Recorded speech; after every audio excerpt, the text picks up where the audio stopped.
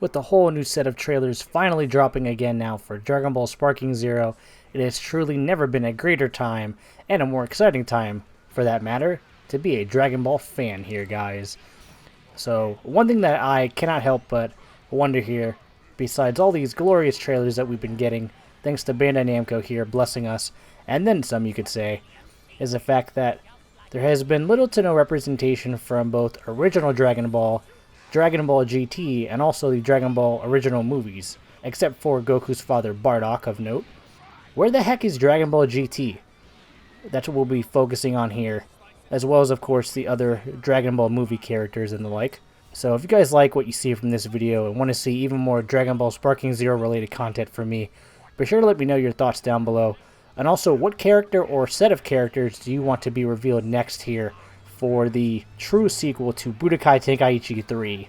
So with all that being said here, we're going to go ahead and go through my handful of options here as to why we haven't exactly seen any form of Dragon Ball GT so far here.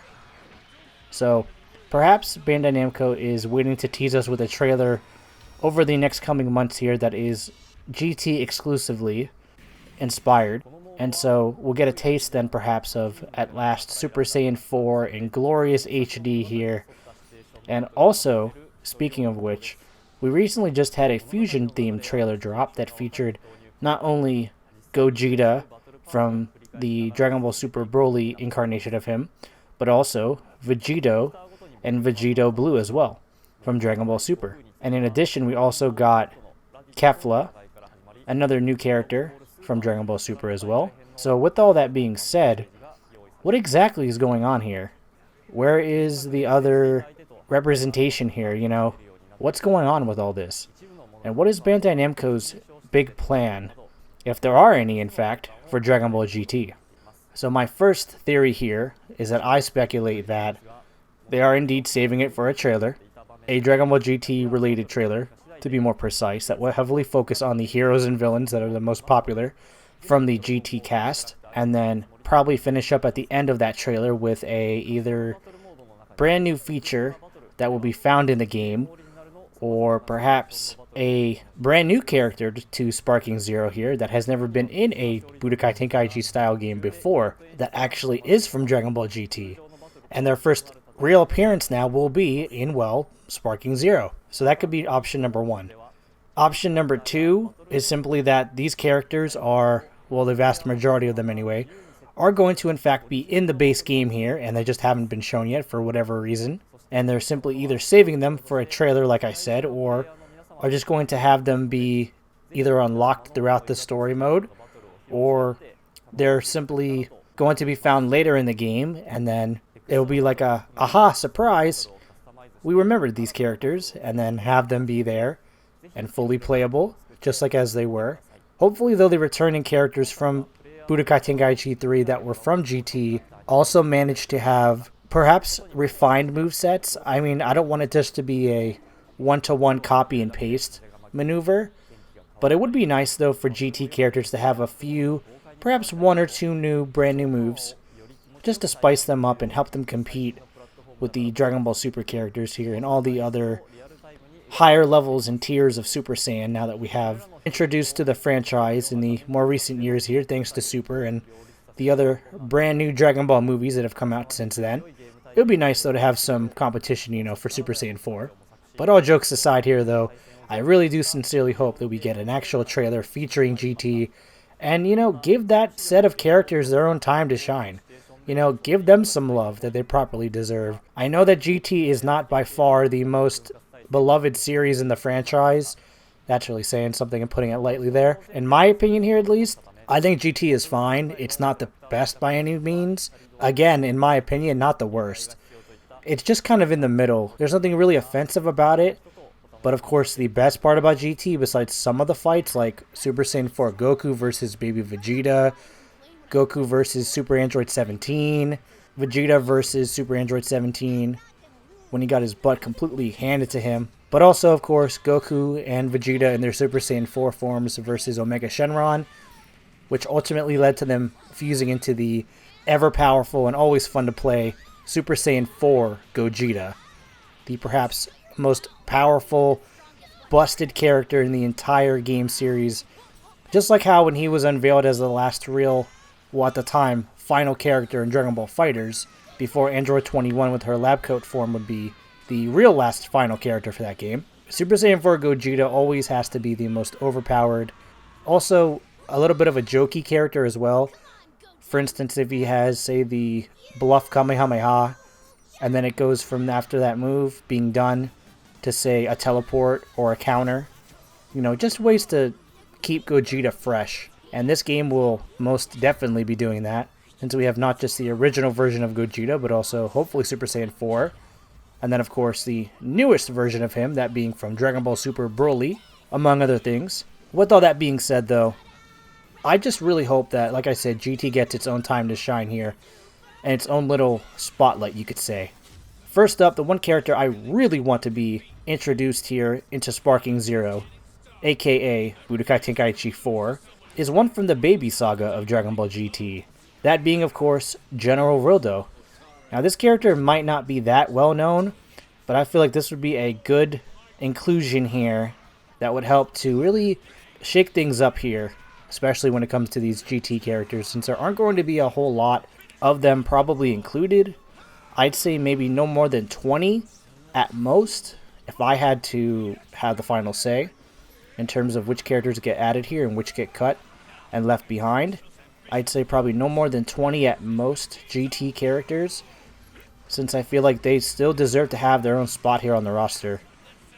So, besides, of course, the couple forms of GT Goku as a kid, and then Super Saiyan, Super Saiyan 3, Super Saiyan 4, and also with Vegeta in his GT incarnation, with probably, I'd say, we'll give him base form, Super Saiyan, and then either Super Saiyan 2 or just Super Saiyan 4, to keep things simple here.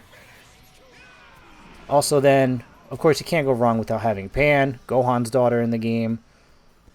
And then, besides Pan, we could maybe have a version of Trunks go Super Saiyan 2. So then we have Super Saiyan 2 Trunks as well on the roster. We could have Oob, Goku's apprentice, from the end of the Majin Buu saga and the original ending of Dragon Ball. At least for the Z portion here anyway. And then have his transformed state, Majub, where he combines and fuses with Majin Buu during the Baby Saga.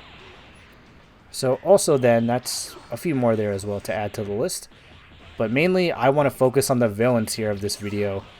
So besides, of course, Baby Vegeta, which is when Vegeta gets possessed by the Tuffle parasite created known as Baby.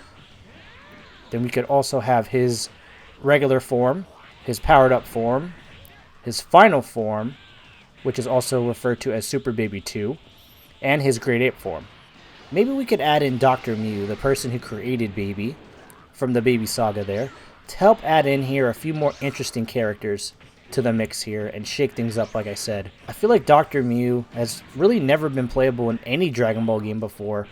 It would be also honestly just really cool to have him fight alongside Dr. Gero, aka Android 20, in a fight for the first time, because as far as I'm aware, Dr. Mew has never been a playable character in any sort of related Dragon Ball game to this date so far.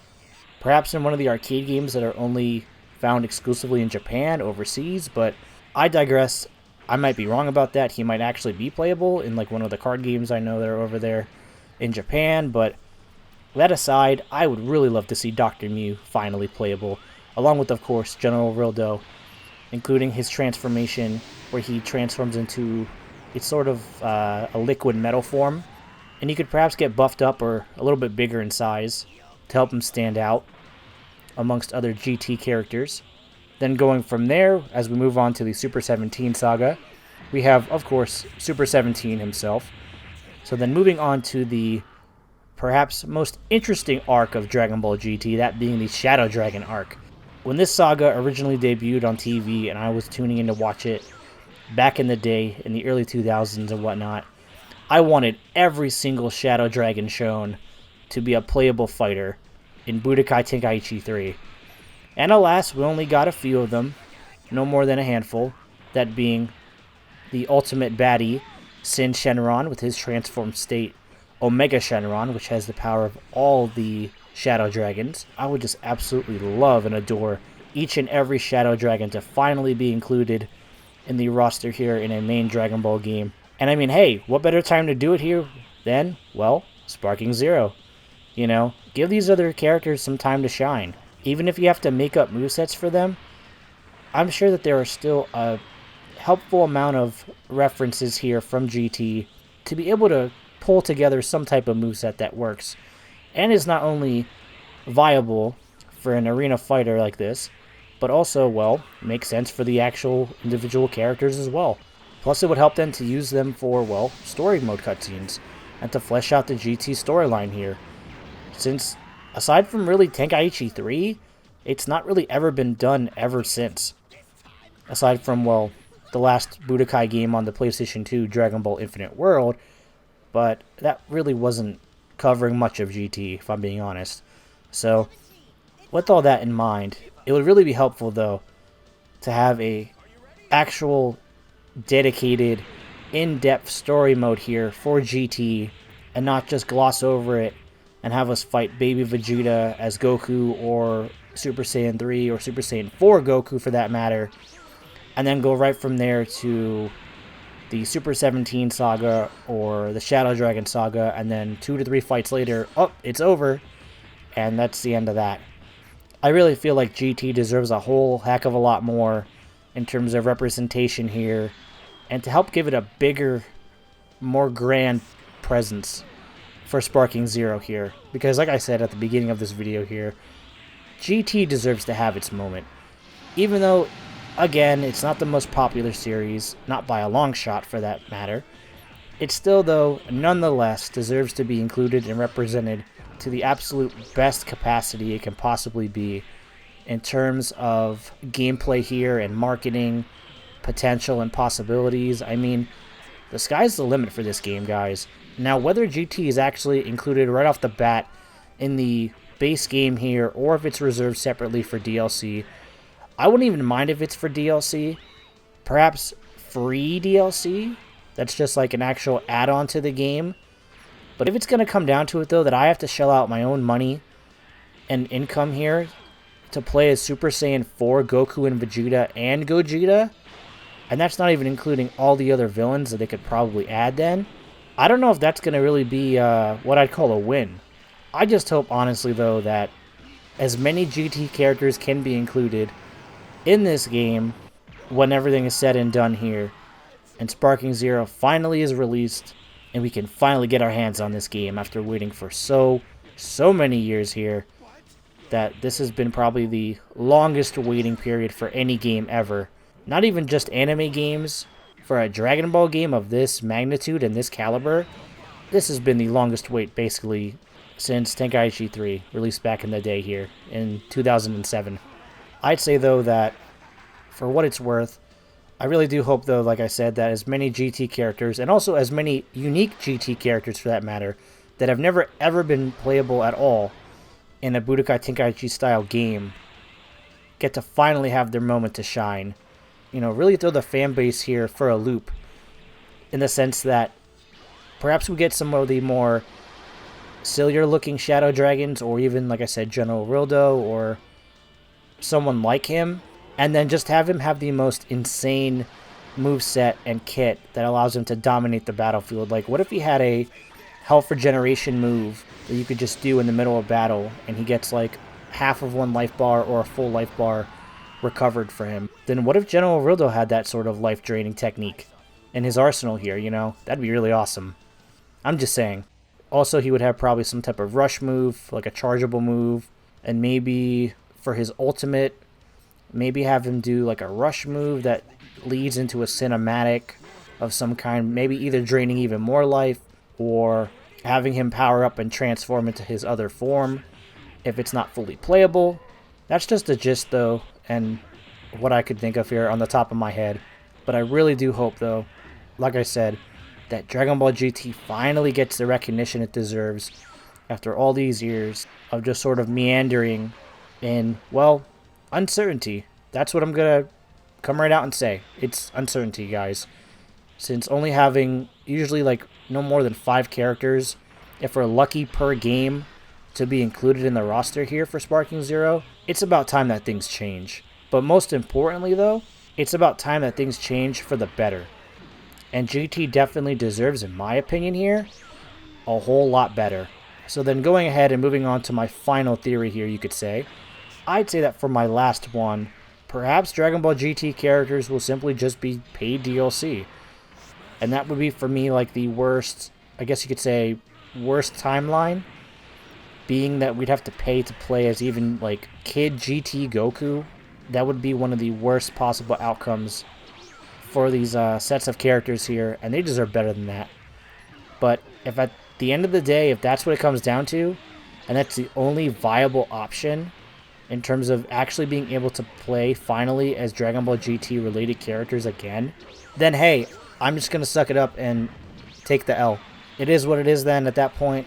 If that's what's meant to happen here, and that's what the developers choose to do, and that's how they really want to implement GT and kind of just shove them under the rug and then pull them out later as a sort of way to see what fans are willing to pay or not pay for, then, well, I guess that's what it's going to be. But with that aside, I'd say that hopefully we get the earlier options that I stated previously, and that GT characters actually are either A, in the base game here, to begin with, when the game fully launches, or B, it's that, well, they're either unlockable at a later point within the game's story mode itself, or they in fact are actually just free downloadable characters that are literally add-ons to the full game, but they're not able to be unlocked by purchasing them with real-world currency here, but just by simply downloading them as a free edition, like I said, as DLC to the game. That would be fine, and if all GT characters are like that, and they're just simply add-ons that are completely free of charge, and you can just download them in addition to the full game itself, then hey, that's also fine by me. They're still there. They're still included in part of the roster here. At least that way then, they still have their time to shine here in Dragon Ball Sparking Zero when everything is said and done at the end of the day. What do you guys think though? Are you guys excited though for Dragon Ball Sparking Zero to be releasing within a few months here? It's already getting down to the wire, it seems. And luckily though, there's no shortage of news, as we still have a lot more to expect here from Bandai Namco in the coming months, as they recently came out and stated that we'll be getting a healthy dose of news here every month or so. So that's good. That's really good, actually. All this transparency here, you know, it really helps to comfort us all that our voices have been heard, and they are in fact listening to our requests.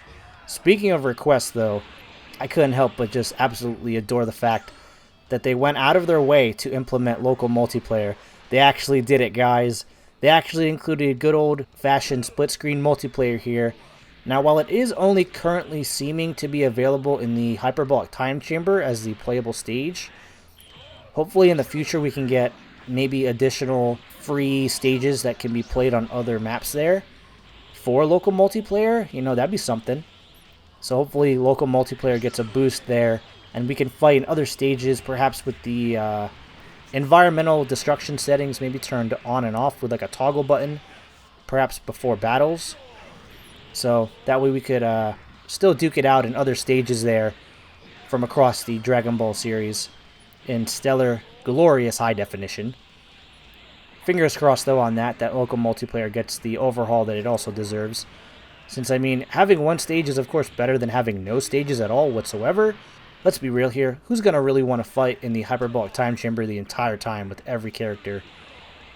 And especially when it comes to creating specific matchups or just like custom what-if stories, it's just not going to work. So hopefully they do go back later at some given point in time and overhaul the local multiplayer and give us more maps to fight on. You know, give us more stages to duke it out on with our friends and family and loved ones here, you know, because that's what really sold this series for me. You know, the Budokai Tenkaichi series back in the day when I was a lot younger, but playing it with friends, going over to each other's houses and whatnot, and just having these all-day tournaments with the most insane character matchups, that's just what makes the game so much more replayable and so much more fun.